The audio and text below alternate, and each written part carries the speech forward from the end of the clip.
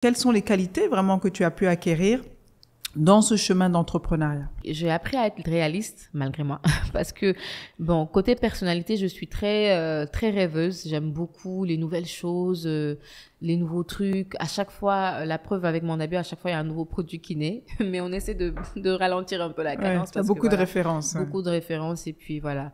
Il y a tout le temps une nouvelle inspiration, tout le temps un nouveau projet. Donc, il fallait apprendre à se canaliser quand même. Là, il n'y avait pas vraiment de stratégie. C'était... en fonction de ce que les clients demandaient et on essaie de faire en fonction. Par exemple, aujourd'hui, on s'est retrouvé à pas mal de produits. C'était des suggestions de clients de manière indirecte ou de manière inconsciente. C'était comme ça. On avait proposé à l'époque des paniers de fruits, par exemple. Et une fois, une dame m'appelait, m'a dit, je voudrais des fruits découpés. Bon, on lui a dit, madame, nous, on n'a pas l'habitude de faire ça. Mais comme moi, j'aime relever des défis, je lui ai dit, oui, c'est possible. On vous fera des fruits découpés, il n'y a pas de problème. Donc, je suis rentrée dans la cuisine, j'ai découpé les fruits, j'ai mis des fleurs et tout. C'était très joli. On a posté et puis les gens ont dit, ah, vous faites des plateaux de fruits maintenant. Et puis voilà, ça a pris. Donc, pareil, même pour les jus aussi, pareil. Les formats qu'on a choisis, c'était par rapport aux clients. Le fait de faire du sans sucre avec sucre, c'était par rapport aux clients. Et on a voulu être à l'écoute de cette clientèle-là parce qu'on était sur un nouveau marché. On voyait que les gens étaient intéressés par le bio. Ça nous a étonnés parce que le bio, c'était une passion que moi j'avais et je savais pas qu'il y avait beaucoup d'autres personnes qui étaient intéressées par ça.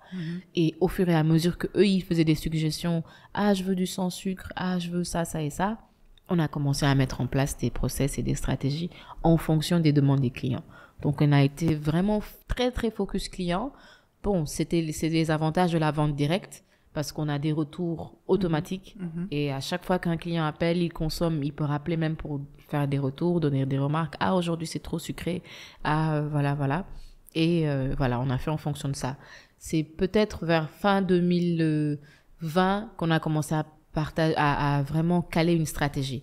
Voici les parfums, voici les gammes, voici les catalogues, voici les produits. Je me suis un peu détachée de la vente. Et au fur et à mesure, me détacher un peu de la production et puis commencer les paperasses administratives, etc. D'accord, mettre en place vraiment un système. Une entreprise. Une entreprise, ouais. Aujourd'hui, Mondabio, c'est combien d'employés? Ça se passe comment pour toi? Alors, aujourd'hui, c'est 7 employés permanents et quand même pas mal de journaliers. On est sur 20 journaliers selon les saisons et des employés indirects, au moins une 50aine. D'accord. Au niveau du chiffre d'affaires, la société est déjà rentable? Est-ce que tu veux bien en parler ou... Oui, quand même. La société est rentable. Oui, c'est vrai que souvent, on se retrouve avec beaucoup de problèmes de trésorerie parce que quand il y a beaucoup de produits, il faut beaucoup investir. Ouais. C'est ça le problème souvent. On est rentable, mais il y a souvent pas mal de problèmes de trésorerie. Donc, il faut trouver des astuces pour pouvoir placer ici selon les urgences. Souvent, on est même obligé de limiter les produits. On va arrêter certains produits et puis maximiser sur les plus stratégiques selon les périodes pour justement essayer de stabiliser cette trésorerie-là. Côté rentabilité, oui, parce qu'au fur et à mesure, on a pu développer pas mal de produits. Bon, plus de produits... avec une bonne stratégie, bien sûr, plus de revenus. Pas plus de produits et puis moins de revenus, c'est quand même lourd. Donc, plus de produits, plus de stratégie, plus de revenus. Et on a eu quand même la chance, en pleine période de Covid, d'avoir un chiffre d'affaires qui était beaucoup plus élevé par rapport à l'année précédente. Ce qui est quand même rare. Bon, c'est pas pour se vanter, mais c'était la chance qu'on a eue parce que juste avant Covid, on a commencé à développer l'agroalimentaire. Okay, et c'était juste avant Covid. Et en plein Covid, on a développé de nouveaux parfums de produits, de jus. Okay. Et lorsqu'en plein Covid, on a eu un gros coup côté agriculture.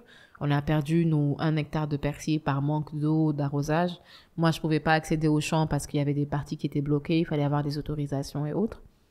J'ai développé l'agroalimentaire. C'est un peu les circonstances qui t'ont amené à le faire. Amené à le faire. Donc, je me suis dit, je peux pas bouger.